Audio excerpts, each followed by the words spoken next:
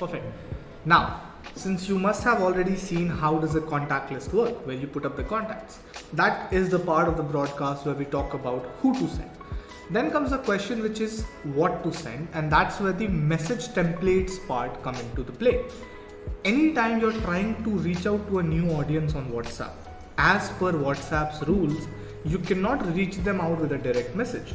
So what WhatsApp allows is for you to create a template which then goes to WhatsApp for approval. And once that approval comes on that template, you can then use that template to do a broadcast to these different leads of numbers that you've added on the portal. So how do we create a template? The very first thing, just like the contacts, you will only see the message templates enabled on your platform only and only if you go in here, deployment section, the WhatsApp channel is deployed. If your WhatsApp channel is not deployed, you would not see the message templates in the broadcast tab. Now, once your bot is deployed on WhatsApp, you can come to the broadcast tab, which is this one, message template section. Here you'll see the list of all the templates that you currently have.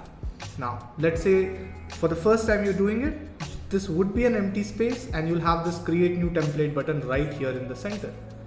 Once you create at least one or two of these templates, this create new button would move up over here, right? Let me just go ahead and click on create new template. Okay, so the first thing that you'll be doing is giving this template a name. So how do you give the name? Are there any rules to do that? Any template that you create, let's try to have it with small letters and no spaces. For example, I can write something as training template 1, right? Now the important part, again, as mentioned, the template name cannot have capital letters and it cannot have spaces in between. So in case if you want to do a separation and show that there is a space, what you can always use is an underscore. Then you'll choose the category of the template. Most of the times you'll be using marketing, so let's go with marketing for now. And then comes the language of the template. There are multiple languages in which you can select which one is going to be used for your template. I'll choose English for now. And then comes your standard text only, right? So there are two types of template. One is a standard text only template. What does it mean? It means that in this template, you'll only be attaching a body text. There is another type of a template which is media and interactive. Media and interactive does contain what is there in the standard text, which is the body text column, right? The entire body text box is available in the media and interactive. But what media and interactive also gives you is something called as header, something called as footer, as well as buttons, which you can then use. Now, what's a header? What template we are talking about would not only have a body content, it would also have a media content in the header. The header type is something that you can choose. If you want to just keep it as text, if you want to make it a document, if you want to make it an image, if you want to make it a video. For now, let's say I want to make it an image, right? I'll be asked to input an image over here. Now, this image that you're putting over here is not going to be completely attached with this template when you're trying to send a broadcast. While trying to send a broadcast with this template, you'll have to, at that point of time, specify again which image is it going to use. But why is it that you have to upload an image here then? The sole reason being that this is like a placeholder. What you're doing currently is you're putting up an image from your system. Let's say I take this particular image and I upload it over here. What I'm doing is I'm creating an image and letting Meta know that, hey, when I will be using this particular template, I would be sending an image over here, which will follow all Meta's guidelines. Of course, it's not needed to say that in case if you change this image while you're using the broadcast and you put up an image that does not aligns with Meta's rules and regulation, that template will automatically get taken down as soon as the broadcast starts. Right? But in the initial, when you're trying to get a template approved by Meta, this is like a placeholder and you can put an image over here which follows the rules and regulations of Meta just to get the permission. This will not be the final image. The final image is something that you would be choosing while sending the broadcast. Okay, so once you've uploaded that image, in case if you would have chosen a video, you'll have to upload a video. Same goes for document and text. That decides your header. So now it's going to signify to Meta that basically in the header of this template, there will be an image associated with it. Now let's come to the body text. Yes, the body text can be something like hi, then a comma, going ahead, writing something like welcome to the ABC stores. We are opening our new branch in your city. Please do come visit us soon, right? Something like this. And then comes a footer where footer is not a necessary column. So if you want something in the footer, you can put something like team ABC, or if you do not want to put something in the footer, you can completely ignore this as well.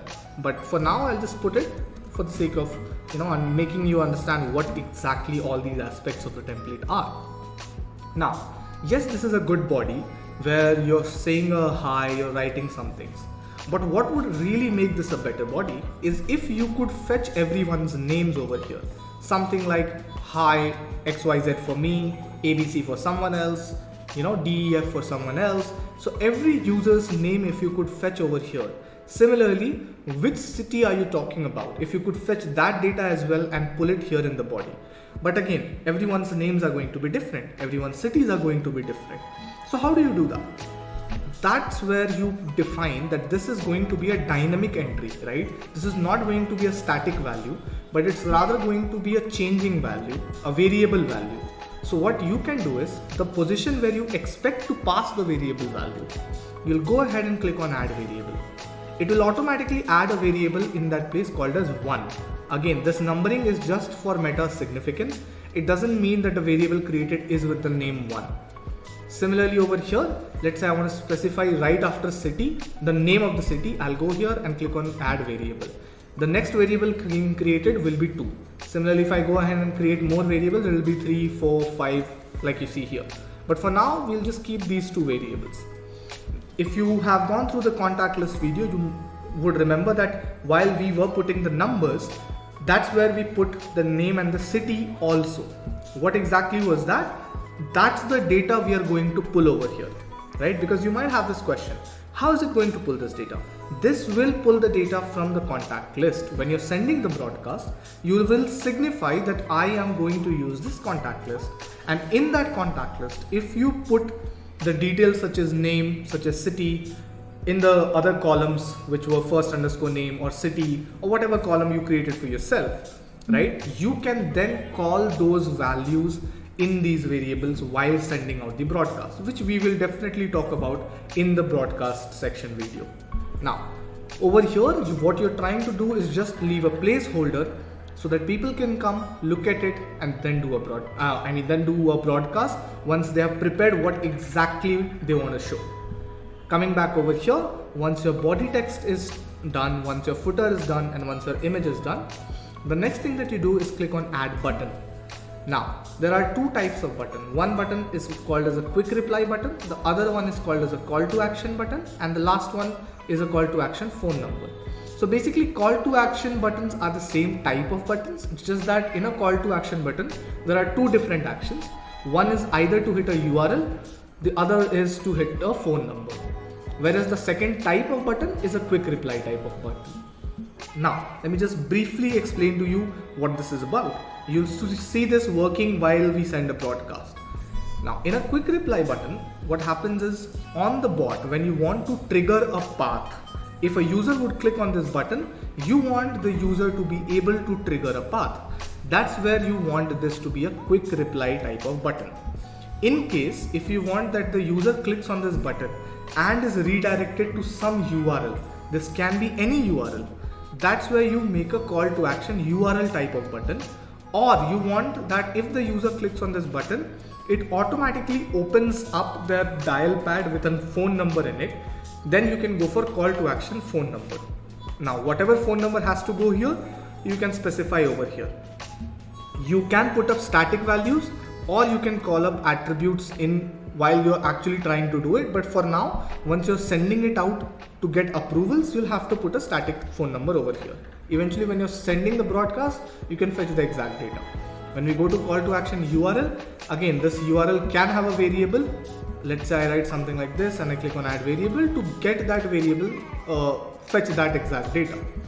Finally goes to quick reply, which would be your major use cases. Yes, call to action URL and call to action phone number are also there, but just to explain you, again, URL is just to trigger a URL, phone number is just to trigger a phone number. Let's say I want to do a quick reply button. Can there be a mix of quick reply and call to action? No. If you're using a quick reply type of button, then you cannot have another button which will be a call to action. If you see, I do not even get that option because you cannot have a mix of two types of button. You can either have a quick reply type of button or a call to action type of button. What you'll also have to keep in mind is if you're using quick reply type of buttons, you can use a maximum of 3 buttons in a single template. Whereas if you're using a call to action type of button, let's say this is a call to action type of button, the maximum number of buttons you can have is just 2, right? So depending on what type of button you're using, the number of buttons will be decided accordingly. Now let's say I'm using a quick reply type of button, which I will go back to. Let me just go ahead and delete this, go back over here, make this a quick reply. Whatever you want this button text to be, something like click here, right? Or another button, something like how are you, or something like stop promotions, which means you do not want the user to mark your template as flagged, but you're giving the user an option. If they click on stop promotions, you mark their numbers so that next time when you're sending a broadcast to the same contact list, you can choose to either include that number or exclude that number, right? But that will only and only work once they have clicked on stop promotions, right? So you're creating a button. Now, when you're creating a quick reply, you don't specify which path it will trigger here. You specify this when you actually send the broadcast. This is just for Meta to know that you're creating a button here called as click here, which will be a quick reply type of button. That's all, right?